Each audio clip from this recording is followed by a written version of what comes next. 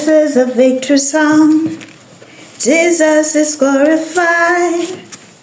He has taken my shame and given me laughter. I got a melody in my heart, a new song in my mind. I will shout for joy, tell the world of His great works. Okay.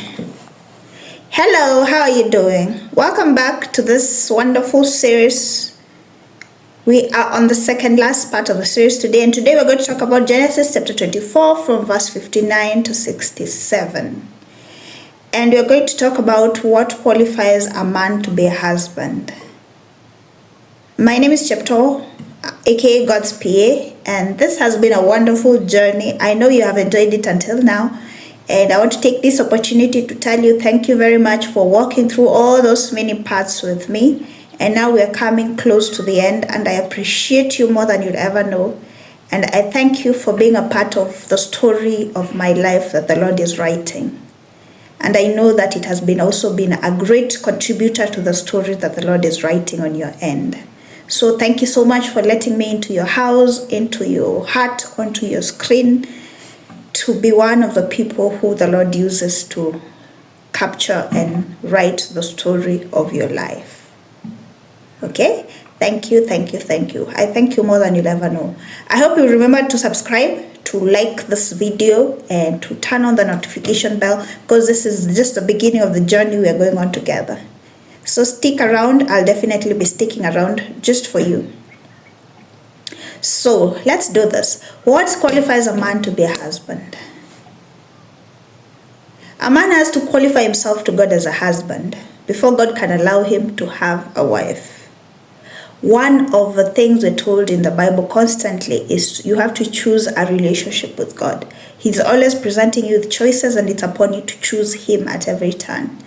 And in this instance also, for a man to become a husband, because I know it's a prayer on many Christian men's hearts, you have to choose to qualify yourself to God as a husband before God can allow you to have a wife, one of His precious daughters.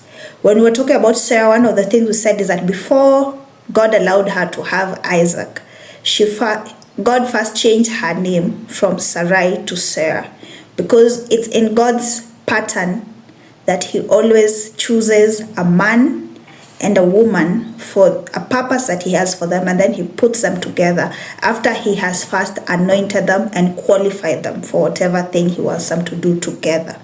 So in this instance, you have to qualify yourself as a man before God can make you a husband. You can skip these steps. In fact, there are many men with marriage certificates who call themselves husbands, but who have no business being called anyone's husband. And the consequence of that is that both their wives and their children suffer the bad result of their choices. However, I pray that I am speaking to the kind of men who want to be husbands, not just for the sake of their wives and children, but also for the sake of the relationship and the path they are walking with God. And there are 3 steps to a man becoming a husband. The fact that you've stuck around this far means that, number 1, either you want to become the kind of a husband that is qualified before the Lord, or number 2, you're a woman who wants to be able to be on the lookout for the kind of man who qualifies as a husband before the Lord. So there are 3 steps. Number 1 is a man maturing in his relationship with God. A man maturing in his relationship with God. The Bible in Galatians chapter 4 and verse 1 says that only mature sons are given access to the wealth of the Father. Only mature sons are given access to the inheritance to spend and manage, because only mature sons have been trained enough to be able to be trusted to spend and manage the material wealth from the Father's store, and that which will become the inheritance. So a man will know he's mature when he's first in the right relationship with himself, mentally and emotionally. Second, he's in the right spiritual relationship with God, stable enough to the point where he's making enough money to afford not just himself, but also a family. That's one of the first ways to know that you've matured as a man, is that finally God can trust you with the money. Finally, God can trust you with material resources. Because when your relationship with God is stable enough, then you are a son that is led by the Spirit of God, and therefore it will become very easy for you to convert whatever skill you have, whatever connections you have, whatever experience you have into financial and material resources. So this is a simple summary of what I'm trying to say. Dear brother, if you're broke, you have no business praying for a wife. You shouldn't even be looking at women. And I know all of us know when we are getting to a point where we can afford more than just ourselves.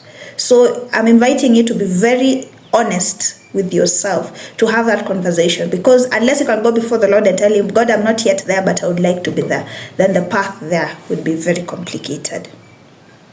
And as since we're talking about the story of Isaac, Isaac had proved himself responsible to his father, and his father had transferred all his material wealth to him. One of the things the servant says to the people in where he was going in Mesopotamia to get a wife for Isaac is that my master has already transferred all his wealth to his son. So you don't need to worry about your daughter. She'll be fine. Even the children she'll have will be fine. They'll be provided for. They'll be taken care of. They'll be living as royalty because my master is very wealthy and he has transferred all his wealth to his son. It's the same thing with us and the Lord. The Lord is very wealthy, and he transfers that wealth to his sons so that they can continue that lineage of wealthy people here on earth. But a man has to grow and mature to be a son before he can have access to the wealth of the father. Step number 2, you have to learn how to manage your office as priest. You have to learn how to manage your office as priest. If you don't understand priesthood as a single man, you cannot understand it as a married man. In Genesis chapter 24, verses 62 and 63, we see that Isaac often went to the well Laharoi to meditate. And this is a well where God, who sees and is seen, Jehovah El Roi, had met Hagar twice. So he went there to meditate and to see, to have a vision of what the Lord had for him, to have a vision of the Lord, because at the end of the day, the Lord is our greatest inheritance. So even you just being in the presence of the Lord is more than enough, is more than adequate. It's not necessarily that you go before the Lord for him to tell you, for you to go and beg for things. Sometimes even just sitting before the Lord is adequate for you, because you are a son. You have to have communion with your father, and that is the office of priesthood. I have my Bible here. Let me read for you the notes that I put down on the day when I was studying this part about Lahairoi. The Lord who sees is Jehovah El Roi. The fear of the Lord is the key to seeing the Lord. Seeing the Lord is the reason to fear the Lord. So you grow in the Lord by being in the Lord. Isaac saw the Lord, and he became the fear of Isaac. It was after the spirit of the fear of the Lord came into Abraham that he could truly sanctify himself before the Lord. His name was changed, his heart was changed, and his life transformed forever. He became the father of nations. He passed this on as an inheritance to his son Isaac, who then continued to seek the Lord, and the Lord God Almighty of Abraham became the fear of Isaac. Priesthood is about maintaining a relationship with God, being in constant communication with God through prayer, keeping covenant, teaching it to the next generation, and watching your borders and gates so the enemy does not attack. There are no days off for priests because the fire on the altar must always be burning. Now, if you have not achieved that as a single man, you cannot effectively continue to maintain that as a man who then has a wife and then has children and maybe servants and other responsibilities to add on. So you will get to a breaking point unless you have already established your office as priest and you have learned the protocols of priesthood, you have learned to keep your altar burning, then you are not qualified to be a husband. Number 3 is to study and understand the office of husband. Study and understand the office of husband. It is not just a title. It is an office in the spirit which comes with responsibilities, it comes with authority, and it comes with resources. And all this call for wisdom in management. Some of the things which the office demands from you is, number 1, living to cleave. In Genesis chapter 2 and verse 24, it says, "Therefore shall a man leave his father and mother, and shall cleave unto his wife, and they shall be one flesh." A man has to intentionally choose to build a life independent of the influence from his parents in order to build a sustainable marriage. Unless you leave your father and mother, you cannot fully cleave to your wife, and therefore there will always be conflict. And your father and mother does not necessarily mean your father and mother. It means even all the habits and most of the relationships that you had while you are still living under the rule of your father and mother. So at no point will your friends come above your wife and children. At no point will your other relationships come above your wife and your children. The second thing is to learn nakedness. Genesis chapter 2 and verse 24 says, "And they were both naked, the man and his wife, and were not ashamed." Nakedness here is a direct result of cleaving. It is a direct result of cleaving. You're naked with one another to the degree to which you have cleaved, and you cleave to the degree to which you have left your father and mother. If you're still living to please others, you can never cleave to your wife, and therefore you cannot achieve nakedness. And nakedness is a point of complete trust, a point where each of you knows both the strength and the weaknesses of the other, and none of you feels afraid or ashamed to be in front of the other because you are sure that neither of you will exploit the other. And then the third thing is the public claim of your wife. After you have found a wife, you begin the formal process of claiming her before God and before men. And two things are needed for this part. Number one, a demonstration of your character. You have to prove to her and also to her kindred, her family, that you're a man who can be trusted with her and all the generations that she is carrying in her belly. You have to prove that you're the kind of man who can be trusted with not just her, but all the future children she will bear.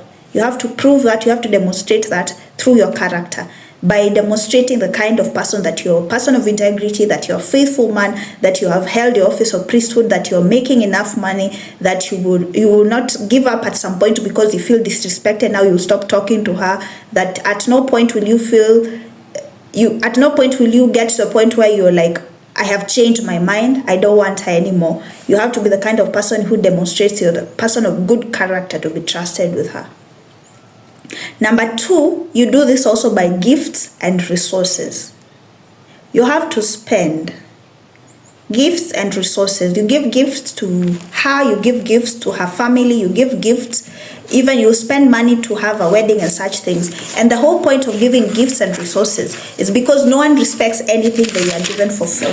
For you to discover the value that is in something, you have to spend resources. You have to invest value in order to draw value out. In the parable that Christ gave about a man who went to buy the most precious pearl, it says that he went back home. After he discovered it, he went back home, sold every single one of his possessions so that he could go and buy the field in order to get the pearl. So you have to understand that unless you're willing to spend in terms of gifts and resources to get yourself a wife, you will never really get the wife that you should be having. You will end up with so many women all over. You'll end up with so many women throughout your lifetime without really getting the wife. And without the wife, you cannot have favor from the Lord. So in real sense, when you're spending on a woman to make her a wife, when you're spending to make a woman a wife, really what you're saying is that you're demonstrating to the Lord that you are worthy of the favor that she carries on her life, that you can then get access to by gaining favor from the Lord. Okay? So that is it. After you understand these things, then you can pray to God to guide you in finding a wife. And I pray that you will find her when the time is right. Thank you so much for hanging out with me. I remain Cheptoo More, aka God's PA, and I ask that you please like, share, subscribe, and turn on the notification bell so that you can keep hanging out, because I like hanging out with you guys. Okay? I'll see you in the final part of this series. I love you with the love of God, and I will see you.